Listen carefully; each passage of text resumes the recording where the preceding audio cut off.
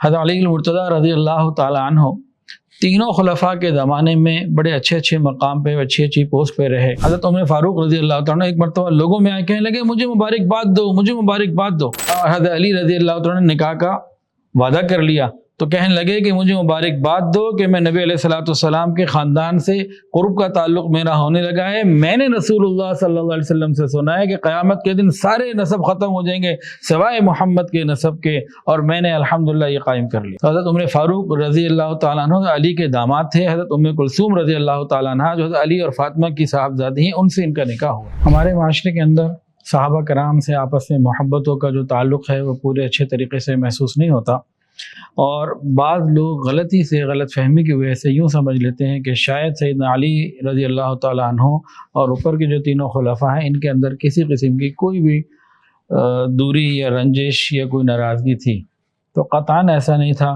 وہاں سوائے محبت کے اور کچھ نہیں تھا، محبت ہی محبت۔ جیسے کوئی جوائنٹ فیملی سسٹم ہوتا ہے نا، ایک اچھی فیملی، ایک اچھا خاندان جو ایک دوسرے پہ بالکل قربان ہوتا ہے۔ اہل بیت ان کا مقام تو اتنا بڑا ہے کہ قرآن کے اندر آتا ہے کہ ایک سائل، ایک مسکین، ایک قیدی، اس کے لیے قربانیاں دے دیا کرتے تھے۔ تو آپس کے اندر تو ان کے تعلقات بہت پیارے تھے۔ حضرت علی المرتضیٰ رضی اللہ تعالیٰ عنہ تینوں خلفاء کے زمانے میں بڑے اچھے مقام پہ اچھی پوسٹ پہ رہے۔ حضرت عمر فاروق رضی اللہ تعالیٰ عنہ، علی رضی اللہ تعالیٰ عنہ، یہ آپس میں اتنی دوستی اور اتنی محبت کا تعلق تھا کہ مشاورت بے شمار۔ حضرت علی کی زبانی سنیے، حضرت علی المرتضیٰ رضی اللہ عنہ خلیفہ بنے تو کچھ مشکلات جب پیش آئیں تو کسی نے کہا کہ امیر المومنین پہلے تو اس طرح کے حالات امت میں نہیں تھے، تو کیا فرمایا کہ میرے مشیر تم ہو، ان کا مشیر میں تھا۔ میرے مشیر تم ہو اور ان لوگوں کے مشیر ہم لوگ تھے، ہمارے جیسے لوگ تھے، میرے جیسے لوگ تھے۔ تو حضرت علی المرتضیٰ رضی اللہ تعالیٰ عنہ تینوں اوپر والے صحابہ کے زمانے میں مشیر کے درجے پہ رہے، مشاورت میں رہے۔ اب ایک مرتبہ کیا ہوا، حضرت عمر بن خطاب رضی اللہ عنہ گھر میں بیٹھے ہوئے ہیں اور کام کر رہے ہیں، چراغ جل رہا ہے۔ حضرت علی آئے، دروازہ کھولا، ان کو بٹھا لیا۔ اب امیر المومنین حضرت عمر بن خطاب رضی اللہ تعالیٰ عنہ نے حضرت علی سے پوچھا، علی بھائی آپ کس لیے آئے ہیں؟ کوئی سرکاری کام ہے، کوئی سرکاری ایجنڈا ہے جسے ہمیں ڈسکس کرنا ہے، یا ہم ویسے ہی بیٹھے ہیں؟ انہوں نے کہا کہ نہیں، ابھی تو میں کوئی سرکاری کام لے کے نہیں آیا، ابھی تو میں ویسے ہی آیا ہوں، بل بیٹھ کے تھوڑی دیر گزر رہے ہیں، بات کرنی ہے۔ تو چراغ جل رہا تھا، عمر نے فوراً بجھا دیا۔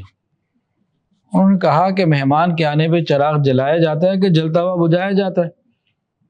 کہا کہ علی بھائی بات یہ ہے کہ میرے اور آپ کے لیے زیب نہیں دیتا کہ ہم آپس کی ذاتی گفتگو سرکاری تیل کے اوپر کریں۔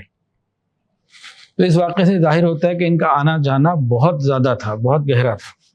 حضرت عمر فاروق رضی اللہ تعالیٰ عنہ جب بیت المقدس فتح کرنے کے لیے نکلے ہیں تو حضرت علی رضی اللہ عنہ کو مدینہ طیبہ میں اپنا قائم مقام بنا کے گئے۔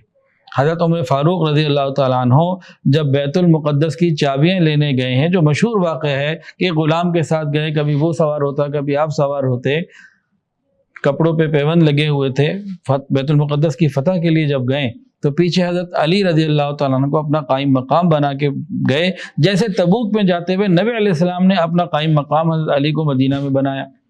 یہ آپس میں محبتیں تھیں۔ حضرت عمر فاروق رضی اللہ تعالیٰ ایک مرتبہ لوگوں میں آئے کہنے لگے مجھے مبارکباد دو، مجھے مبارکباد دو۔ بھائی کیا ہو گیا آپ کو کہ اس بات کی مبارکباد نہیں؟ کہا کہ میں حضرت علی کو کہتا تھا کہ اپنی بیٹی کا نکاح مجھ سے کرا دو، مجھ سے کرو، اور تمہیں اس کائنات میں سب سے زیادہ اس سے اچھا، میرے سے اچھا داماد مل نہیں سکتا، اور میں بہترین طریقے سے ان کا خیال رکھوں گا۔ حضرت علی رضی اللہ تعالیٰ نے نکاح کا وعدہ کر لیا تو کہنے لگے کہ مجھے مبارکباد دو کہ میں نبی علیہ الصلوۃ والسلام کے خاندان سے قرب کا تعلق میرا ہونے لگا ہے۔ میں نے رسول اللہ صلی اللہ علیہ وسلم سے سنا ہے کہ قیامت کے دن سارے نسب ختم ہو جائیں گے سوائے محمد کے نسب کے، اور میں نے الحمدللہ یہ قائم کر لیا۔ تو حضرت عمر فاروق رضی اللہ تعالیٰ عنہ علی کے داماد تھے۔ حضرت ام کلثوم رضی اللہ تعالیٰ عنہ جو حضرت علی اور فاطمہ کی صاحبزادی ہیں، ان سے ان کا نکاح ہوا۔ ان کی آپس میں رشتہ داریاں تو نسل در نسل چلتی رہیں، کربلا سے پہلے بھی چلتی رہیں اور اسی طرح کربلا کے بعد بھی چلتی رہیں، مستقل چلتی رہیں۔